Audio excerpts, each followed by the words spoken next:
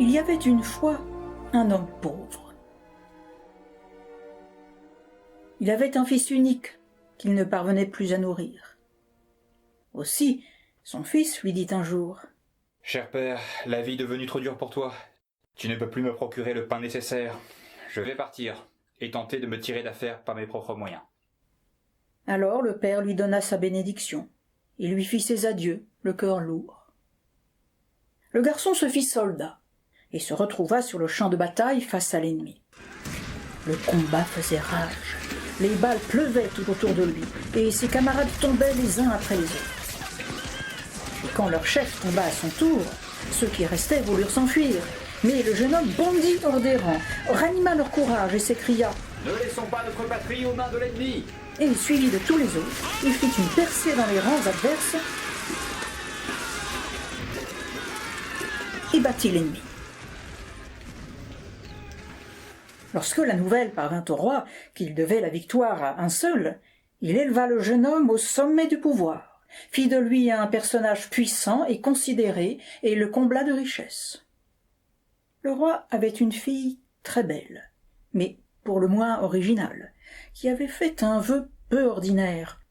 Celui qui voulait devenir son époux devait promettre de ne pas lui survivre et de se laisser enterrer vivant avec elle au cas où elle mourrait la première. Elle s'engageait à faire de même de son côté si c'était son mari qui mourrait en premier. Ce vœu avait découragé tous les prétendants, chacun frémissant à la pensée de descendre vivant au tombeau. Devenu un des premiers hommes de la cour, le jeune homme aperçut la belle princesse et fut entièrement conquis par sa beauté, au point de demander finalement sa main au vieux roi. « Celui qui épousera ma fille ne devra pas craindre de la suivre vivant dans la tombe, » répondit le roi, et lui conta le vœu qu'elle avait fait. Mais l'amour du jeune homme était si fort qu'il méprisa le danger et promit, et les noces furent célébrées dans la joie.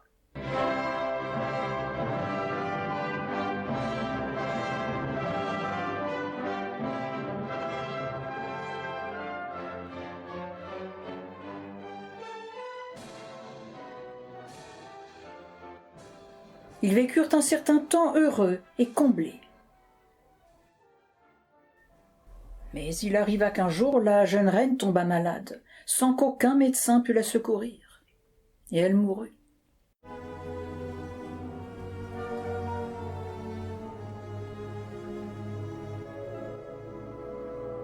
Alors, tandis qu'elle reposait sans vie, le jeune homme se rappela avec angoisse la promesse qu'il avait faite de se laisser enterrer vivant à ses côtés.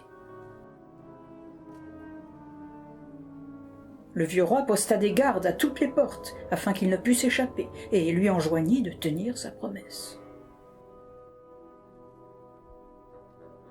Et lorsque le jour fut venu d'emmener le corps dans le caveau royal, on le fit descendre lui aussi dans le caveau. La porte fut fermée à clé et le verrou poussé.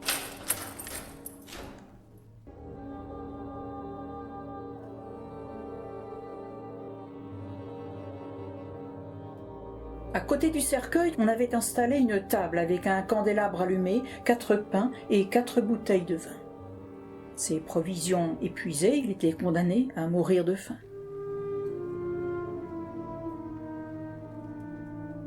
Il s'assit donc à côté du cercueil, plein d'angoisse et de tristesse.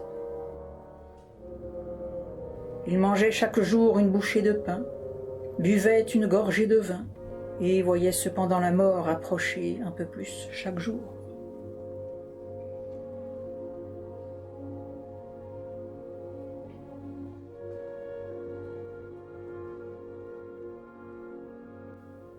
Alors, il arriva qu'un jour, il vit un serpent sortir d'un coin de la crypte et s'approcher du cercueil en rampant. Pensant que le serpent venait pour se repaître du corps, il tira son épée, s'écriant : « Tant que je vivrai, tu ne t'en approcheras pas !» Et il coupa le serpent en 3. Au bout d'un moment, il vit un second serpent sortir en rampant du même endroit. Mais lorsque le serpent trouva le corps de son camarade privé de vie et gisant en morceaux, il rebroussa chemin en hâte et revint bientôt après, tenant 3 feuilles dans sa gueule. Il prit les 3 morceaux du serpent mort, les rassembla en les ajustant comme il convenait, et déposa une feuille sur chacune des 3 plaies.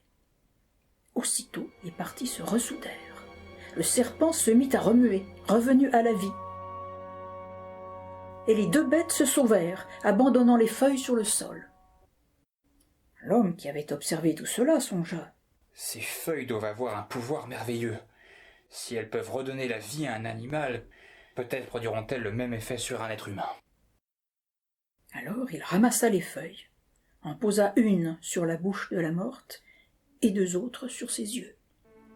Aussitôt, le sang se remit à circuler dans les veines de la jeune femme, monta jusqu'à son visage pâle et vint colorer ses joues.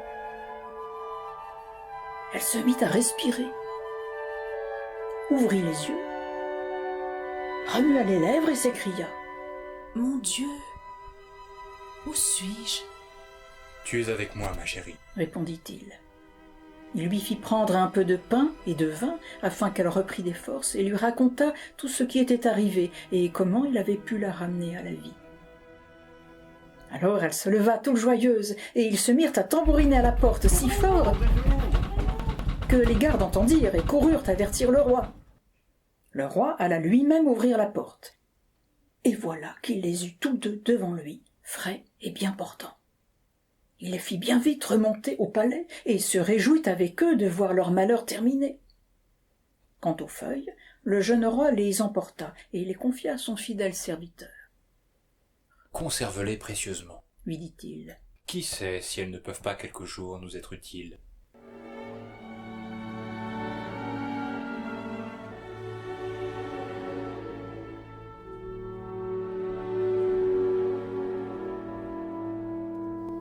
Cependant, depuis que son mari l'avait ramenée à la vie, quelque chose avait changé chez la jeune femme. C'était comme si elle n'était plus la même, comme si son cœur s'était entièrement détourné de lui.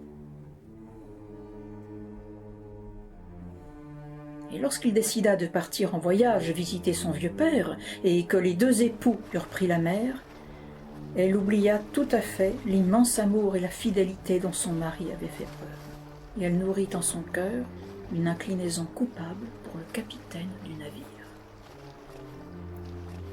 Et un jour que le jeune roi était étendu et dormait, elle poussa la vilainie jusqu'à dire au capitaine « Viens, aide-moi, nous allons le jeter à la mer et faire demi-tour. Je dirai qu'il est mort en route et je parlerai pour toi. Je dirai que tu es digne d'être mon mari et d'hériter de la couronne de mon père. » Elle saisit le jeune roi par la tête, le capitaine le saisit par les pieds et ils le jetèrent par-dessus bord, où ils le laissèrent se noyer.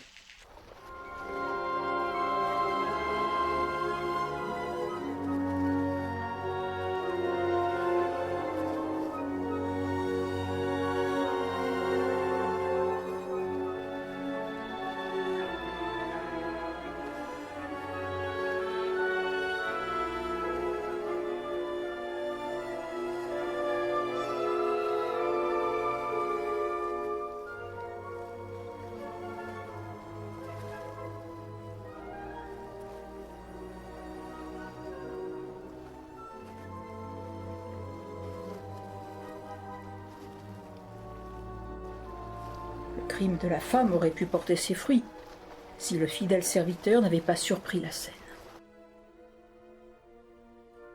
En cachette, il détacha un canot du grand navire, navigua jusqu'au corps et le repêcha. Puis il prit en hâte les 3 feuilles du serpent, les appliqua sur la bouche et les yeux de son maître, qui retrouva la vie dans l'instant. Alors le jeune homme dit à son serviteur : « Nous allons ramer jour et nuit, de manière à arriver les premiers chez le vieux roi. » Lorsque le roi les aperçut, quelque temps plus tard, il fut très étonné. « Que vous est-il arrivé ?» Le jeune homme lui raconta tout, et le vieux roi s'exclama. « Je ne peux pas croire que ma fille ait pu faire une chose pareille. » Il leur ordonna de se rendre tous 2 dans un cabinet secret qu'il leur indiqua, et leur enjoignit de se tenir à l'abri des regards. Bientôt après, la femme arriva à bord du grand navire, et se rendit auprès de son père, la mine affligée. « Ma fille, » dit le roi, « comment se fait-il que tu arrives toute seule ? Où est ton mari ?»« Ah !» répondit-elle, feignant un profond chagrin. Il est tombé malade tandis que nous étions en mer. Et il est mort. Le brave capitaine que voilà m'a assisté tout ce temps et peut dire comment cela s'est passé. » Alors le roi ouvrit la porte de la pièce dérobée et demanda aux 2 hommes de sortir. Quand elle aperçut son mari, elle fut comme frappée par la foudre. Elle tomba à genoux et implora miséricorde. « Il n'y a pas de miséricorde qui tienne, » dit le roi. « Ton mari a accepté de mourir pour toi, et toi, tu l'as assassiné durant son sommeil. Tu recevras le salaire que tu mérites. » On la conduisit avec le capitaine dans une embarcation dont le fond était percé. On les poussa au large et on les abandonna.